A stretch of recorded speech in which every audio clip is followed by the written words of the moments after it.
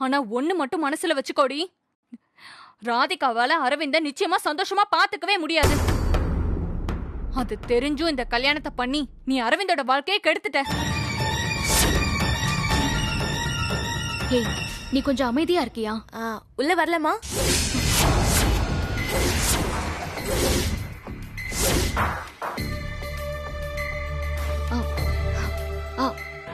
வாங்க நிஷா. எதுக்கு ஃபார்மாலிட்டிஸ்லாம்? உள்ள வாங்க. இதுதான் ரஜினி. உன்கிட்ட எனக்கு ரொம்ப பிடிச்சதே இந்த குணம்தான் ரஜினி. ஆனா இவ்ளோ நடந்ததுக்கு அப்புறமும் எப்படி இவ்வளவு அமைதியா சிரிச்சிட்டு பேச முடியுது உன்னால? நானா இருந்தேன்னா வெடிச்சு செதறி இருப்பேன். என்னாச்சு? தோ இவ்ளோ நேரமா இவ வெடிச்சு செதறிட்டு தான் இருந்தா. ஓ, நீ ரூம்ல இருக்கேன்னு அம்மா சொன்னாங்க. ஆமா, லைட்டா தலைவலி, அதான் ரெஸ்ட் எடுக்கலான்னு வந்தேன். உட்காருங்க. ஏன் ரஜினி, இந்த மாதிரி தலைவலி இத்தனை வருஷத்துல டெய்லியும் வந்திருக்க வாய்ப்பு இருக்குல்ல? நான் கொஞ்சம் கோவக்காரி, சண்டைக்காரி தான் ரஜினி. ஆனா அது என் ஃபேமிலி மேல இருக்கிற அக்கறையாலையும் பாசத்தாலையும் தான். அதுக்காக எதையுமே புரிஞ்சுக்காம கிடையாது. நான் என் குடும்பத்துக்காக சண்டை போடுறேன், போராடுறேன்னா அதுக்கு ஒரு அர்த்தம் இருக்கு. என் குடும்பம் என்ன மதிக்குது, பதிலுக்கு என் மேல பாசமா இருக்காங்க. ஆனா நீ இதெல்லாம் யாருக்காக செய்யற ரஜினி? எதுக்காக நீ இவ்ளோ கஷ்டப்பட்டு இந்த கல்யாணத்தை ஏற்பாடு பண்ண? நிஷா, எல்லாம் நான் பார்த்துட்டு தான் இருக்கேன் ரஜினி. இந்த கல்யாணத்தை நடத்தணுங்கிறதுக்காக நீ எவ்வளவு விட்டு கொடுத்திருக்கன்னு எனக்கு தெரியும். ஒவ்வொரு தடவையும் உன் குடும்பத்துக்காக மன்னிப்பு கேட்டு தலை குனிஞ்சு கால்ல விழுந்து பா சான்ஸே இல்ல. சத்தியமா சொல்ற ரஜினி, என்னதான் பிரச்சனை வந்தாலும் என் மேல பாசமா இருக்கிற ஏன் ஃபேமிலிக்காக கூட நான் இவ்ளோலாம் செஞ்சிருக்க மாட்டேன். அப்பாவை உள்ள அனுப்பி விட்டுட்டு நீ வெளியில போயிட்ட. தாலி கட்டும்போது நான் உன்னை தேடினேன் தெரியுமா? ஆனா உன் வீட்ல உள்ளவங்க யார் முகத்திலயுமே நீ இல்லங்கிற வருத்தம் கொஞ்சம் கூட கிடையாது. நிஷா, நீங்க சொல்றது எல்லாமே சரிதான். ஆனா சொல்லி ஒரு பிரயோஜனமும் இல்ல. இப்ப அனிதா,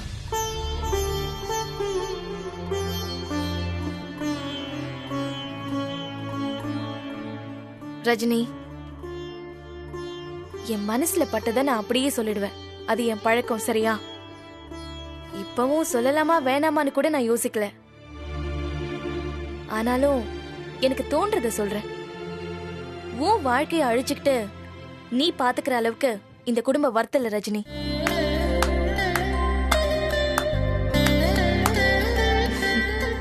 சொல்லுங்க, நல்லா இவ புத்தியில உரைக்கிற மாதிரி சொல்லுங்க நிஷா.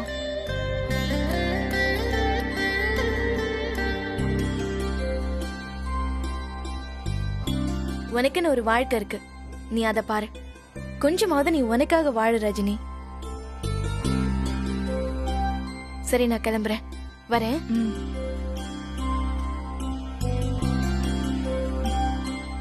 என்னாச்சு நிஷா? எங்க வீட்டுக்கு மருமகளா நீ வந்திருக்கணும் ரஜினி.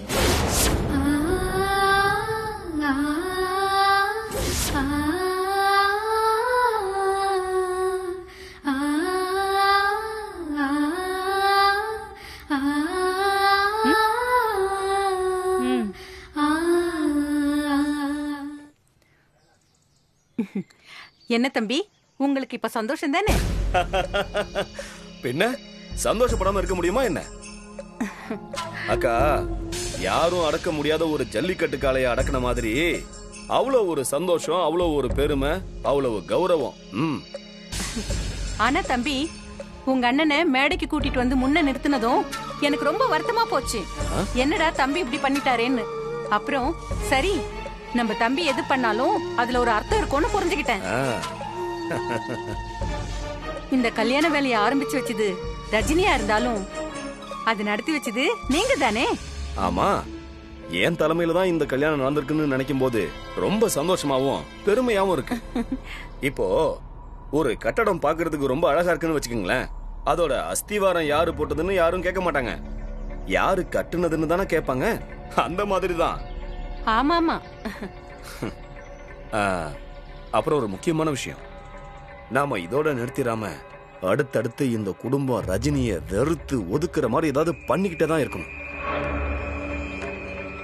அப்பதான் அந்த ரஜினி முகத்துல கரிய பூசின மாதிரி இருக்கும். கரியதான் பூசியாச்சே தம்பி. அவ இல்லாமலே நீங்க அந்த கல்யாணத்தை நடத்தி வச்சதுக்கு அங்க வந்து வழி தப்பி வந்த ஆடு மாதிரி நின்னா பாருங்க, அது இன்னும் என் கண்ணுக்குள்ளேயே இருக்கு. அத நானும் பார்த்து என்ஜாய் பண்ணேன். ரஜினியை இந்த கல்யாணத்தை பார்க்க விடாம பண்ணதுதான் கரெக்டான அட்டம்ப்டா நான் நினைக்கிறேன். ஜென்ம ஜென்மத்துக்கும் அவளால இத மறக்க முடியாதுல்ல. இதுல வேடிக்கை என்னன்னா, அவளுக்கு பிடிக்காத என் தலைமையில இந்த கல்யாணம் நடந்திருக்குன்னா அவளால எப்படி தாங்கிக்க முடியும்? அதேதான் தம்பி.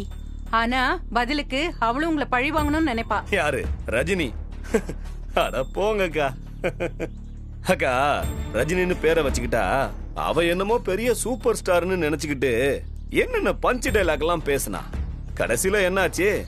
எல்லாத்துக்கும் சேர்த்து சரியான பதிலடி கொடுத்துட்டோம்ல. இந்த பாருங்க, இனிமே அவ அடங்கிதான் கிடக்கணும், ஒன்னும் பண்ண முடியாது. இத இப்படியே விட்டுறக்கூடாது தம்பி. இனிமே அந்த குடும்பத்துக்குள்ள அவ தலையே எடுக்க முடியாம பண்ணணும் தம்பி. நீங்க ஒன்னும் கவலைப்படாதீங்கக்கா, அவளால இனிமே தலை எடுக்கவும் முடியாது, தலை எடுக்கவும் விட மாட்டேன். இந்த குடும்பத்துல என் அண்ணனோட இடத்துல நான் இருக்கணும்னு ஆசைப்பட்டேன். இப்போ என் அண்ணனை என் கஸ்டடியில தான் இருக்கான். இப்பதான் நீங்க உஷாரா இருக்கணும். உங்க அண்ணனை குடும்ப பொறுப்பை எடுக்க விட்டுறக்கூடாது. அப்புறம் நமக்கு மதிப்பு மரியாதை இல்லாம போயிடும். என்னக்கா, என்ன அவ்வளவு முட்டாளாவ நினைச்சிட்டீங்க? இல்ல தம்பி, ஒரு முன்னெச்சரிக்கை சொல்றேன். நான் எல்லாம் முன்னெச்சரிக்கையா தான் இருக்கேன். யாரையாவது நான் தாக்கணும்னா எங்க அண்ணனை ஆயுதமா பயன்படுத்துவேன். அதே யாராவது என்ன தாக்க வந்தாங்கன்னு வச்சுக்கோங்க, எங்க அண்ணனை நான் கேடயமா பயன்படுத்துவேன். மொத்தத்துல நான் சேஃப். ஆஹா ஆஹா ஆஹா, இத கேட்கும் போது எவ்வளவு சந்தோஷமா இருக்கு தம்பி. என்னெல்லாம் திட்டம் போட்டு வச்சிருக்கீங்க. நீங்க இவ்ளோ பெரிய ஆளா இருக்கீங்கன்னா சும்மாவா? உங்களை என் தம்பின்னு சொல்றதுக்கு எனக்கு ரொம்ப பெருமையா இருக்கு. அதே மாதிரி உங்களை என் அக்கான்னு சொல்றதுக்கு எனக்கும் பெருமையா இருக்கணும். ம்? நீங்க அடுத்தடுத்து அந்த மாதிரி ஒரு அட்டெம்ப்ட் பண்ணணும். நானும் என் பங்குக்கு கண்டிப்பா பண்ணுவேன் தம்பி, பாத்துக்கிட்டே இருங்க.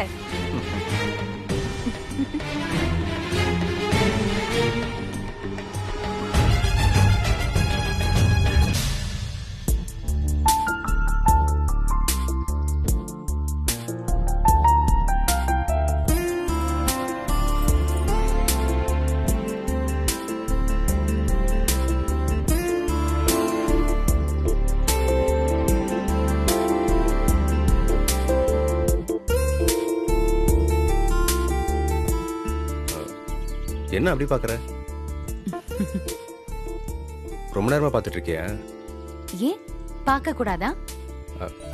அப்படி இல்ல, இன்னைக்கு தான் புதுசா பாக்குற மாதிரி பாத்துட்டு இருக்கியேன்னு கேட்டேன். ஆமா, என் ஹஸ்பண்டா நீங்க மாறிட்டீங்கல்ல. இன்னும் எனக்கு இது ஒரு கனவு மாதிரியே இருக்கு. எவ்ளோ பிரச்சனை, எவ்ளோ தடைகள், ஆனா எல்லாத்தையும் தாண்டி இன்னைக்கு நான் உங்க கைய புடிச்சிருக்கேன்.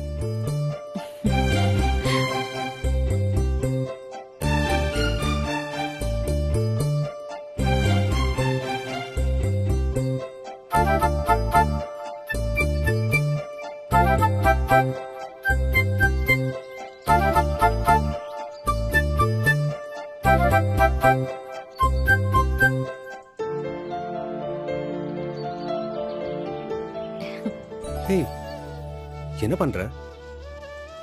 எல்லாரும் கீழே இருக்காங்க. இருந்தா என்ன, இருக்கட்டும். யாரு என்ன சொல்லுவாங்க? ஏன் புருஷன் கைய நான் புடிச்சிட்டு இருக்கேன். கைய புடிக்கிறதுன கட்டி கூட பிடிப்பேன். யாரு என்ன கேட்பாங்க?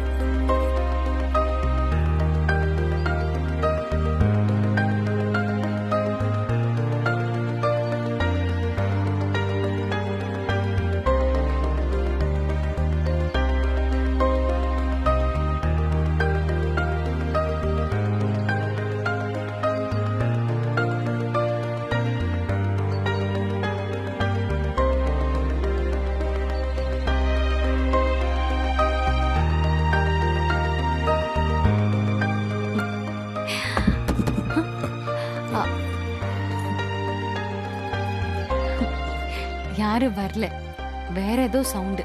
ம் யார் வந்தா என்ன? கட்டின புருஷனை கட்டிப்பிடிப்பா என்ன வேணா பண்ணுவேன்னு சொன்ன. ஒரு சின்ன சத்தம் கேட்டதுக்கே பயந்துட்டல்ல. அது பயம்லாம் இல்ல, யாராச்சும் கிண்டல் பண்ணுவாங்களோன்னு ஒரு ஒரு என்ன என்ன சொல்லு. ஒன்னும் இல்ல, நீங்க வாங்க நம்ம வெளியே எங்கேயாச்சும் போலாம். வெளியே வா. இப்ப வேணா ராதிகா. ஏன் என்னாச்சு? ஒண்ணு இல்ல. நானும் வந்ததுல இருந்தே உங்களை பாக்குறேன், நீங்க ஏதோ ஒரு மாதிரி அப்செட்டாவே இருக்கீங்க. அப்செட்டாலாம் இல்ல ராதிகா, என் மனசுக்குள்ள வேற ஒரு விஷயம் ஓடிட்டு இருக்கு. என்ன? இல்ல, நம்ம கல்யாணம் முடிஞ்சு சந்தோஷமா இருக்கணும்னு கஷ்டப்பட்டதே ரஜினி தான். கடைசியா அப்பா வர வேண்டான்னு சொல்லி கல்யாணத்தை நிறுத்தினதும் ரஜினி தான்.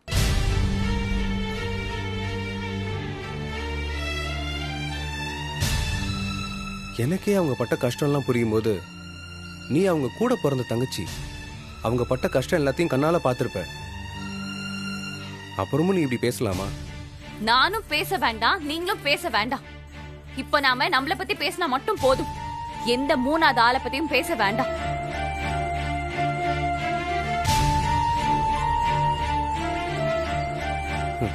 அது எப்படி நம்ம பேசாம இருக்க முடியும்?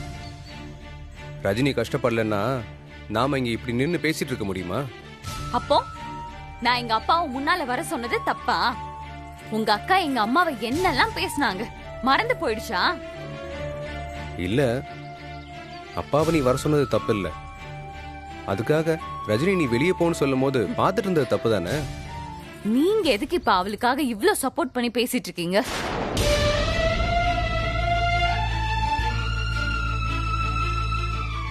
அவங்க நமக்காக தானே கஷ்டப்பட்டாங்க. அதை இல்லைன்னு சொல்லிட முடியுமா உன்னால? சொல்லு.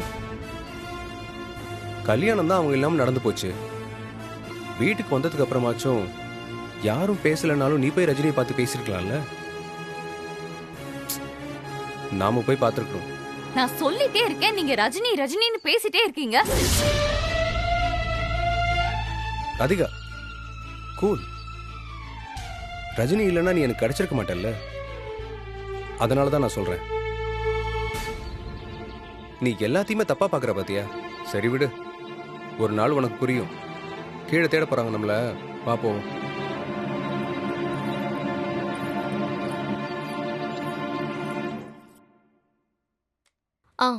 உங்க ப்ரொஃபைல் பார்த்துட்டு தான் இருக்கேன்.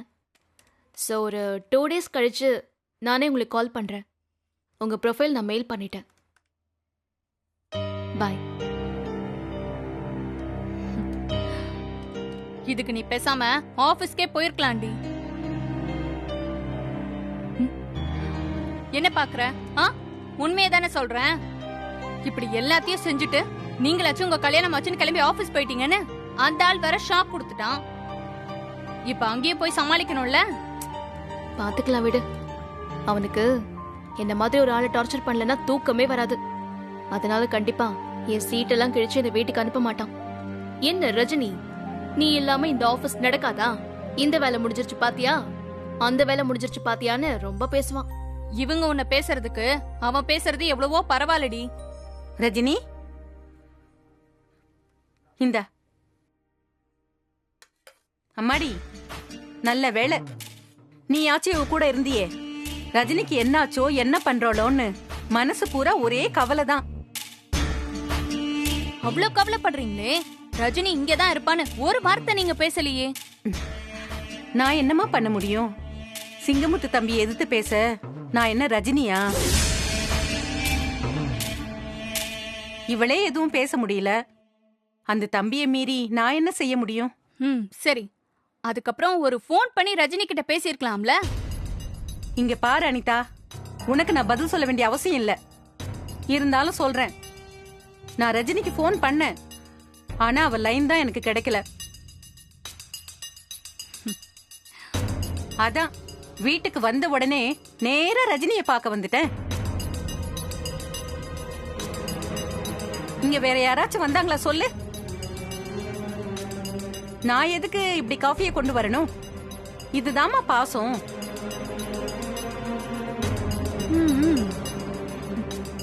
ஆனாலும் உன் முகத்தை பார்த்தாலே என் மனசு தாங்கல ரஜினி. எப்படி வாடி போய் கிடக்கு பாரு.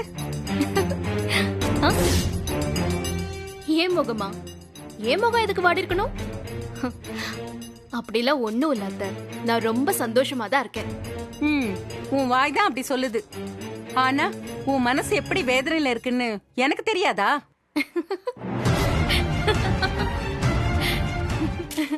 அத்தை, நான் எதுக்கு வேதனையில இருக்கணும்? அதானே, நீ எதுக்குமா வேதனையில இருக்கணும்? உங்க அப்பாவை சட்டைய பிடிச்சு கேட்டே பாரு ஒரு கேள்வி. அந்த ஆளை அப்படிதான் பண்ணணும் ரஜினி. அதுக்கெல்லாம் நீ எந்த கவலையும் பட வேணாம். நீ கஷ்டப்பட்டு ராதிகாவுக்காக எல்லாரையும் பகைச்சுக்கிட்டு இந்த கல்யாணத்தை ஏற்பாடு பண்ண. ஆனா அந்த கல்யாணத்தை நீயே பார்க்க முடியாம போயிடுச்சே. அந்த வேதனை உனக்குள்ள இருக்கும்ல. அத்தை, எனக்கு கல்யாணம் நல்லபடியா நடந்து முடியணும். அது முடிஞ்சிருச்சு. நான் ரொம்ப சந்தோஷமா இருக்கேன் அத்தை. இருந்தாலும் நீங்க என் மேல இவ்ளோ அக்கறையா இருக்கிறத நினைக்கும் போது எனக்கு அப்படியே புல்ல இருக்குது அத்தை. நீங்க வேணா பாருங்க. நிஜமாடி? ஆமாண்டி. எனக்கு ஒரு கிளையண்ட் கூட வீடியோ கால் இருக்கு. நீங்க கிளம்புங்க அத்தை. அத்தை, ரஜினி காஃபி டம்ளர். ரஜினி, நான் நீங்க கிளம்புங்க அத்தை, அப்புறம் பேசிக்கலாம். என்னை அடி அசிங்கப்படுத்தி வெளியில போக சொல்ற? இருடி, உன்னை என்ன பண்றேன்னு மட்டும் பாரு.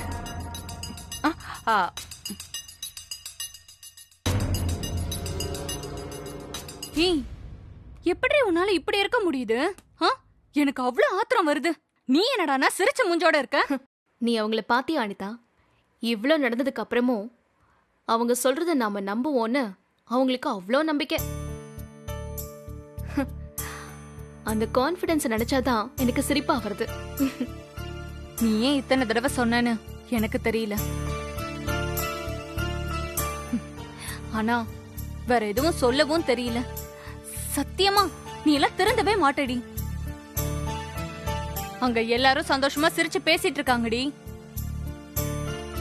உங்க அப்பா கூட எதை பத்தியும் கவலை இல்லாம பேசிட்டு இருக்காரு. நாமளும் இப்ப அப்படிதானே பேசிட்டு இருக்கோம். ரஜினி, அனிதா, அவங்க எல்லாம் சந்தோஷமா தானே இருக்காங்க. இருந்துட்டு போட்ட விட. என் அம்மா முகத்தை பார்த்தல்ல, அவ்வளோ பிரகாசமா இருக்கு. இருக்கட்டுமே. ஓ முதுகுல குத்திட்டு அவங்க சிரிச்சிட்டு இருக்காங்கடி. அதுக்காக திருப்பி நான் அவங்க முதுகுல குத்தணுமா? என்னால முடியாதுன்னு நானும் நிறைய தடவை சொல்லிட்டேன் அனிதா. இந்த பேச்சை இதோட விட. சரி, எனக்கு மீட்டிங் இருக்கு. நிஜமாடி?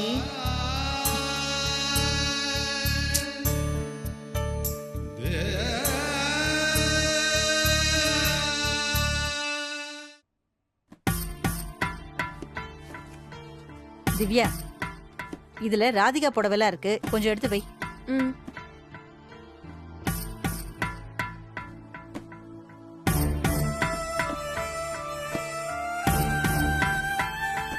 என்னடி ஓயாம பேசிக்கிட்டே இருப்ப? இப்ப அமைதியா இருக்க?